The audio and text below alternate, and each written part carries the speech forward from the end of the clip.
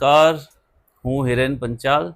દેખીએ છે Dahod news channel સાથે આપ શ્રીનું હાર્દિક સ્વાગત કરું છું. દાહોદ નગરપાલિકાની ચૂંટણી સમાપન થઈ ચૂક્યો છે.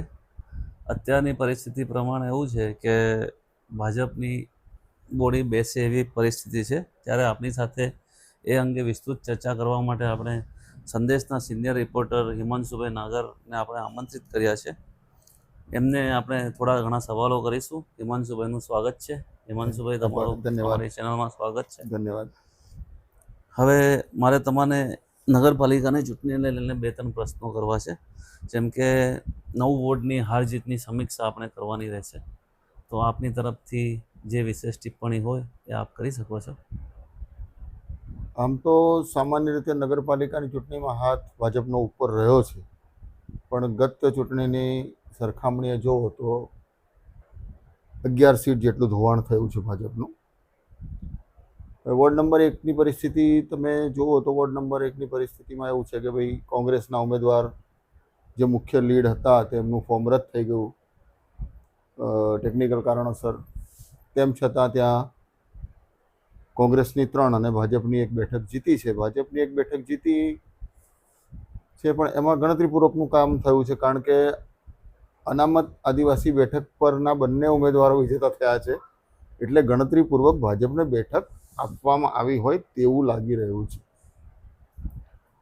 વોર્ડ નંબર 2ની વાત કરીએ તો વોર્ડ નંબર 2માં 1 બેઠક પહેલેથી જ બિનહરીફ થઈ ગઈ હતી અને બાકીની 3 બેઠકો ભાજપે જીતી લીધી છે. અને તેમાં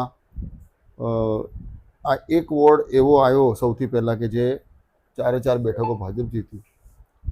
વોર્ડ નંબર 3માં બેઠક બિનહરીફ થવા છતાં અપક્ષ ઉમેદવાર જીત્યા છે ત્યાં આગળ, કે જે ભૂતકાળમાં અપક્ષ બી જીતી ચૂક્યા છે, ભાજપમાંથી પણ જીતી ચૂક્યા છે, કોંગ્રેસમાંથી પણ જીતી ચૂક્યા છે અને ફરીથી હમણાં તેઓ અપક્ષમાં ચૂંટણી લડીને જીતી ગયા છે. તેની સામે અન્ય બેઠક 2 બેઠક ભાજપને મળી છે, જે એમાં 1 બેઠક બિનહરીફ હતી. અને આ રીતે જે 3 નંબરનું આખું સમીકરણ છે એની અંદર જે અપક્ષ ઉમેદવાર જીત્યા છે એની અંદર ઘણા બધા કારણો હોવાનું જણાઈ રહ્યું છે, કે એમાં ભાજપના લોકો સાથે પણ એમનો ઘરોબો છે, એટલે એનો પણ એમને લાભ થઈ શક્યો હોય એવું માનવાને કારણ છે. ત્યાં જે જનરલ સીટ પરના ભાજપના ઉમેદવાર હતા એની અંદર એ થોડા જ વોટથી હાર્યા છે. ભાજપનું ટીમવર્ક 100% સારું હતું વોર્ડ નંબર 3માં, છતાંય પેનલ આવી શકી નથી. વોર્ડ નંબર 4 ભાજપનો ગઢ ગણાય છે ને વોર્ડ નંબર 4માં જે પ્રમાણે અપેક્ષિત હતું એ પ્રમાણે જ પરિણામ આવ્યું છે. અપક્ષ ઉમેદવારે ખાસી તાકાત બતાવી, પણ પરિણામ છેવટે ભાજપની ફેવરમાં આવ્યું છે, જે માનવા આવતું જ હતું કે ભાજપની પેનલ વોર્ડ નંબર 4માં આવશે. વોર્ડ નંબર 5માં ખરેખર કાર્યકરોનું ટીમવર્ક અને ત્યાંના નેતાઓનું જે સૂઝબૂછ છે એ કામે લાગી તો ત્યાં આગળ પેનલ જીતી શકી છે. વોર્ડ નંબર 6 ભાજપ માટે નામોશી રૂપ થઈ છે, કારણ કે ભૂતકાળમાં એટલે ગત 2.5 વર્ષ પ્રમુખ ત્યાંથી હતા. લઘુમતી બાહુલ્ય ધરાવતો વિસ્તાર છે, પણ એમાં 1 પણ સીટ ભાજપ મેળવી શકી નથી અને 4 બેઠક કોંગ્રેસ જીતી ગઈ છે. એમાં ભાજપની ગણતરીઓ એટલા માટે ઊંધી પડી ગઈ કે તેમણે ભાજપના ઉમેદવારે પોતે ફોર્મ પરત લઈ લીધું, પણ પછીની જે બધી અંદરની આંતરિક ગણતરીઓ હતી તે ભાજપ સફળ રીતે મેળવી શક્યું નહીં, પરિણામે પેનલ ત્યાં ગઈ છે. 7 નંબરની અંદર ઘર ફૂટે ઘર જાય તેવી સ્થિતિનું નિર્માણ થયું તેવું ચિત્ર આખું ચર્ચાઈ રહ્યું છે, ભાજપના વર્તુળોમાં જ ચર્ચાઈ રહ્યું છે. કારણ કે એમાં જે આખી એ ઘટના બની 7 નંબરની અંદર એ ખરેખર ભાજપના મોવડી મંડળ માટે વિચારવા લાયક છે. 1 સીટ બિનહરીફ જીત્યા છતાં ત્યાં 3 બેઠક ભાજપે ગુમાવી છે, એટલે બિનહરીફ થયેલી બેઠકનો ફાયદો ભાજપ ત્યાં ઉઠાવી શકી નથી. 8 નંબરની અંદર પરિણામ અપેક્ષિત જ હતું, કારણ કે જે પ્રમાણેની ગણતરી લઘુમતી વોર્ડની આવતી હતી તે પ્રમાણે 8 નંબરમાં ભાજપ જીતી શકે તેમ હતું નહીં. એક ચૂંટણી વખતે એટલે પ્રચાર વખતે એક ચિત્ર એવું રજૂ કરવામાં આવ્યું કે ભાજપ અહીંયા પણ 1-2 બેઠક જીતી શકે છે. નેતાઓ પણ એવી રીતે પ્રયત્ન કરતા રહ્યા, પરંતુ એમને કોઈ એનો લાભ થયો નથી ને એ પહેલેથી નિશ્ચિત હતું કે 8 નંબરમાં પરિણામ મળશે નહીં.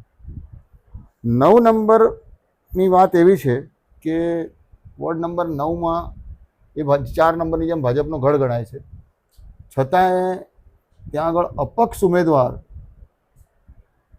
જે ભાજપના છે એને બળવાખોરી કરીને અપક્ષ ઉમેદવારી નોંધાવી. તેઓ સૌથી વધારે એટલે 2700 જેટલા મત, 2688 જેટલા મત લઈ ગયા.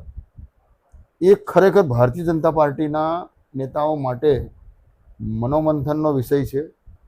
અને મારું અંગત માનવું છે અને ત્યાંના કેટલાક કાર્યકરોનું કહેવાનું છે કે કોઈ મોટા પીઠબળ વગર આ ઉમેદવાર આટલા બધા મત વોર્ડ નંબર 9માં લઈ જઈ શકે નહીં.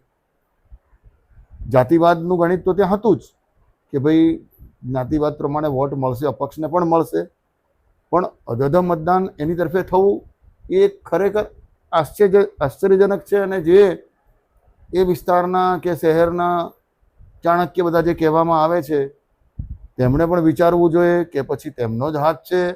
એવા પ્રશ્નાર્થો વોર્ડ નંબર 9ના પરિણામ માટે અસ્થાને ન કહી શકાય. બીજું મારે તમને એમ પૂછવાનું હતું કે ભાજપે નો રિપીટ થિયરી અપનાવી હતી આ ચૂંટણી પહેલાં, તો એના પછી બી એને જે જોઈએ એ પરિણામ ના મળી શક્યું, તો એ બાબતે તમારું શું કહેવું છે? હિરેનભાઈ, એમાં એવું છે કે કદાચ તમને ધ્યાન હશે કે ગયા વખતે ગુજરાતમાં મહાનગરપાલિકાની ચૂંટણીમાં ભારતીય જનતા પાર્ટીએ નો રિપીટ થિયરી અપનાવી હતી અને તેનો બમ્પર લાભ ભાજપને થયો હતો. દાહોદના પરિપ્રેક્ષમાં વિચારીએ કે દાહોદ ફક્ત એક જ નગરપાલિકા એવી હતી કે જે પરિસ્થિતિને જોતા અને આઈબી રિપોર્ટના આધારે મોડી મંડળે એવું કર્યું હશે એવું માની શકાય. તેમ છતાં ભાજપને તેનો લાભ ન થયો એનું કારણ મોટા નેતાઓની વચ્ચે થયેલી ટિકિટની ભાગબટાઈ હોઈ શકે. એ અત્યારે જે સામે દેખાય છે કે સારો નહીં પણ મારો. અને એમાં સૌથી મહત્વની બાબત જો દેખીએ આપણે તો ભારતીય જનતા પાર્ટીના દાહોદ નગરપાલિકાની ચૂંટણી બહુમતી મેળવ્યા પછી એ ચૂંટણી છે બહુમતી મેળવવાની, પણ વહીવટ કોની પાસે રહે એના અનુસંધાને આખી ચૂંટણી લડાઈ. એટલે નો રિપીટ થિયરીનો લાભ ન થઈ શક્યો એવું માની શકાય. અને કોઈ પણ વ્યક્તિને તમે પૂછશો જેને રાજકીય થોડું પણ રસ હશે કે જ્ઞાન હશે, હવે તો સોશિયલ મીડિયામાં બધું જ ઓપન છે એટલે બધા બધું જ સમજી શકે છે. કારણ કે કોઈ કાર્યકરને વોર્ડમાંથી બદલી નાખવો પોતાના માણસને સેટ કરવા માટે, અને પેલો વ્યક્તિ ત્યાં સંનિષ્ઠ હોવા છતાં હારી જાય, એવું અત્યારે દેખાઈ રહ્યું છે.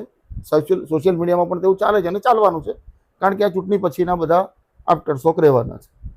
બીજું કે કાર્યકર હોય તો તેના બદલે કોઈક વ્યક્તિને સ્થાન આપવા માટે કે કોઈક સમાજને સ્થાન આપવા માટે તેની પત્ની ધર્મપત્નીની ટિકિટ આપી દેવાની.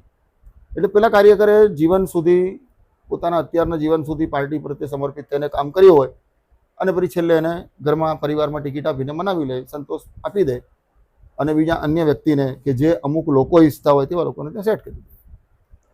ત્રીજી વસ્તુ એવી છે કે ચૂંટણી જીત્યા પછી મુખ્ય પ્રમુખ પદ, એટલે સ્વાભાવિક છે દરેક વ્યક્તિ એવું વિચારતો હોય કે મારો કયાગ્ર વ્યક્તિ આવે.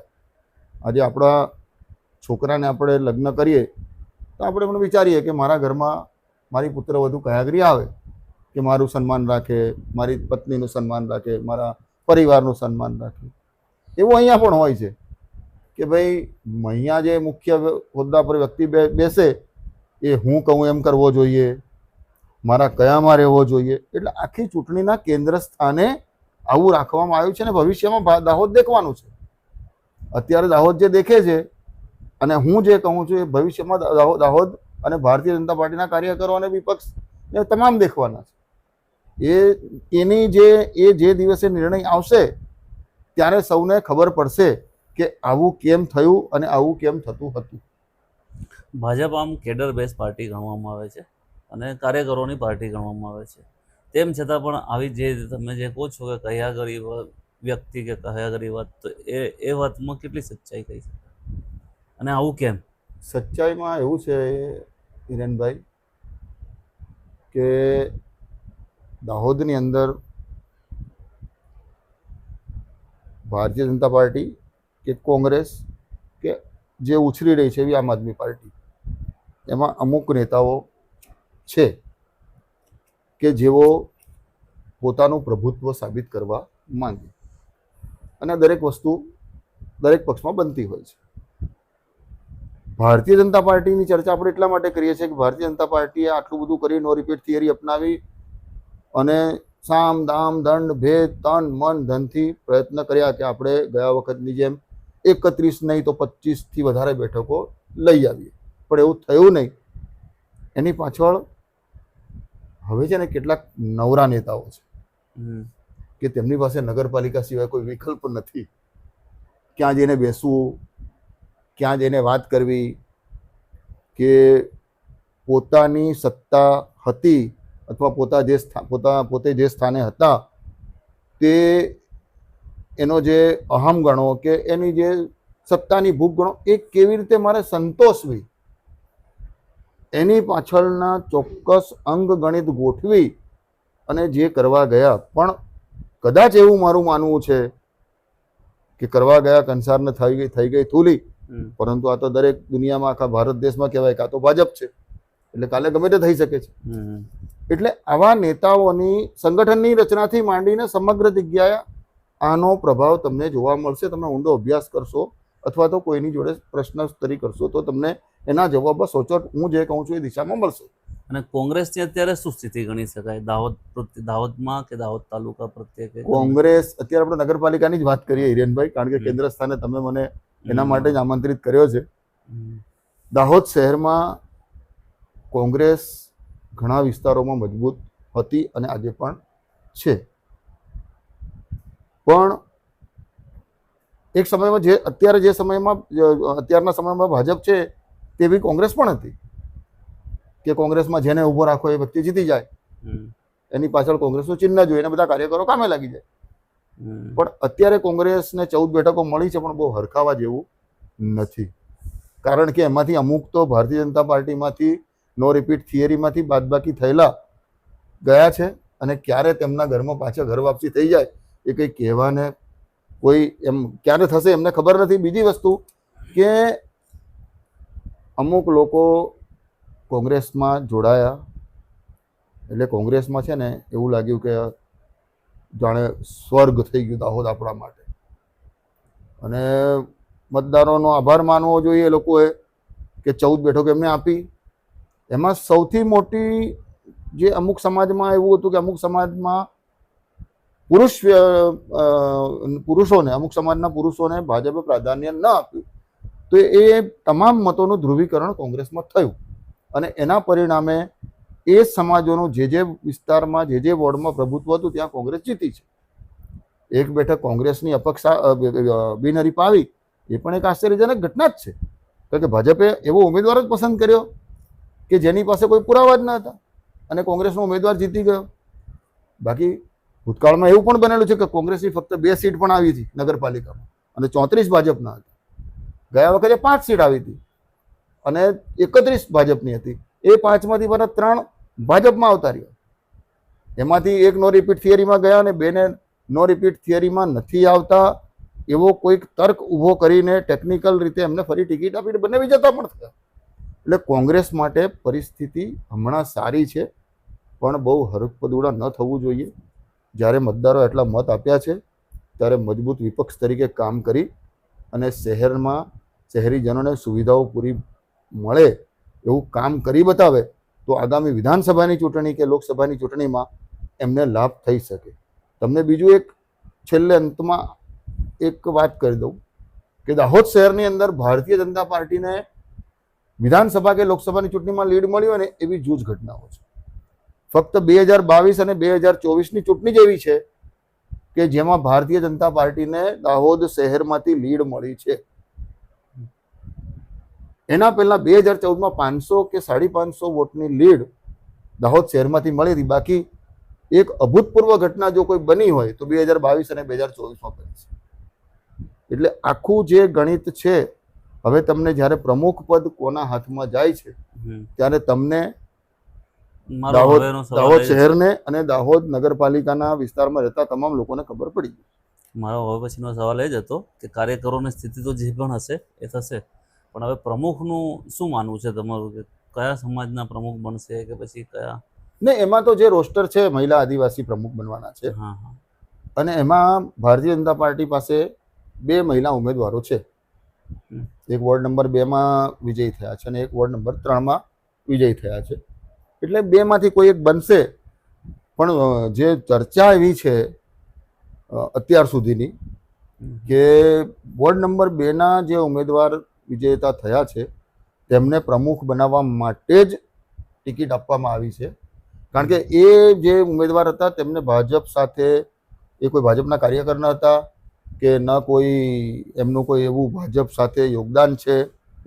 છતાંય અચાનક જ એમનું જ્યારે નામ જાહેર થયું ત્યારે ઘણા લોકોએ સવાલ કર્યા, ભાજપના લોકોએ સવાલ કર્યા કે આ ઉમેદવાર કોણ છે. પણ પછી ધીમે ધીમે વાત બહાર આવી કે આદિવાસી મહિલા પ્રમુખ આવે છે, પ્રમુખ પદ રોસ્ટરનું આ પ્રમાણે છે, તો એ બેનને અધ્યક્ષ બનાવી શકાય છે અને બનાવવા માટે જ લડાવાય છે. અને આ જ્યારે વાગતું માંડવી આવશે ત્યારે તમે અને હું અને દાહોદ દેખવાનું જ છે. ધન્યવાદ. આભાર. તમારો ખૂબ ધન્યવાદ. આભાર. ધન્યવાદ. આ હતા આપણી સાથે હિમાંશુભાઈ નાગર, સંદેશના વરિષ્ઠ પત્રકાર. એમની પાસેથી આપણે નગરપાલિકા અંગેનું વિશ્લેષણ જાણ્યું. આપણે નવા વિશ્લેષણ, નવી સમસ્યા અને નવા સમાધાન સાથે ફરીથી મળીશું. દેખતા રહો દેખે છે દાહોદ. ધન્યવાદ. આભાર.